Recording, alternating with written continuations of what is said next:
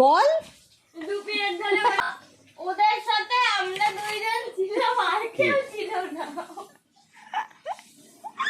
পুরো ক্লাস ওদের বিরুদ্ধে ছিল, তারপর হয়ে গেছে ওদের। হ্যাঁ, তারপরে আমি বলেছি আগের দিন, এবার কিন্তু কেস কে মেরে সিক্স এদেই শুধু অনেক কটা সেকশন হয়েছে। টুপুস শোন। তারপরে তারপর টুকু হবে কি করছিস তুই? মাটিরটা উঠে খাচ্ছিস নাকি? আমার কাছে 1 টাকা নেই, আর 2 টাকা দেওয়ার মতন আমার মনে হয় না। তোর দিকে দেখে আমার শ্রদ্ধা হচ্ছে না।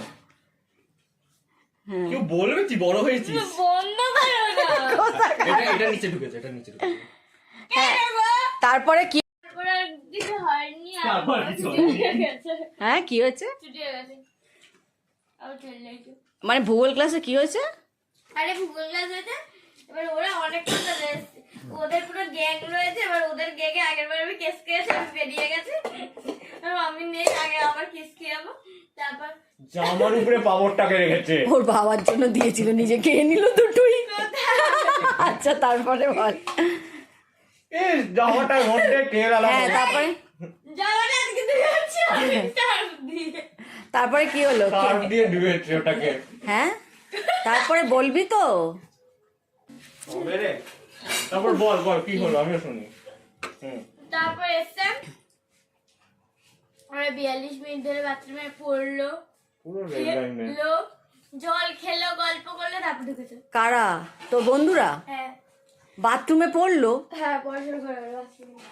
হ্যাঁ, হ্যাঁ, কি হলো হচ্ছে? এত প্রেম তো তোর দাদুরই ছিল না রে। বাথরুমের জন্য একদম যে কল চালায় বসে দুপা উঠিয়ে এরকম ভাবে। হ্যাঁ, তারপরে তারপর ওইটার মধ্যে তো হেসে যায়, ওর নাম, ওর নামটা ভুলে যায়। ওই জন্য ওর নাম হাসিনা বেগম দিয়েছি। আমি আর হাসিনা বেগম মানে ওর পক্ষে ছিলাম, যেটা পুরো ক্লাস ওর বিরুদ্ধে। আমরা দুইজন কি করবো, মাঝখান থেকে সম্পূর্ণ আমি কেটে গিয়েছে। আমি কি করবো, পুরো ক্লাস আমরা দুইজন কি নাচ করবো নাকি? তো তারপরে কি ম্যাম দেখেনি? তারপরে ম্যাম ডেকেছে, হতো এসে কান্নাকাটি শুরু। আর একজন কলো করতে হে হে এরকম করে যাচ্ছে। ও তো কেঁদেই যাচ্ছে। তারপর চুপ হলো, বলছে আমি আর যাবো না, আমি আর অঙ্ক করবো না স্যারের ম্যামের। বাথরুমে গিয়ে অঙ্ক?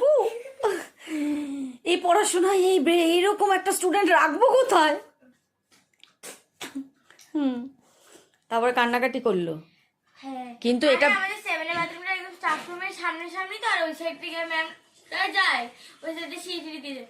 আর 6 এর বাথরুমটা, এই বাথরুমটা এরকম সাইডে এরকম একটা জায়গা রয়েছে, ওখানে পুরো খোলা, ওখানে কিছু নেই, পুরো পরিষ্কার। ওখানটা গিয়ে ওরা খাবে, গল্প করবে, অঙ্ক করবে।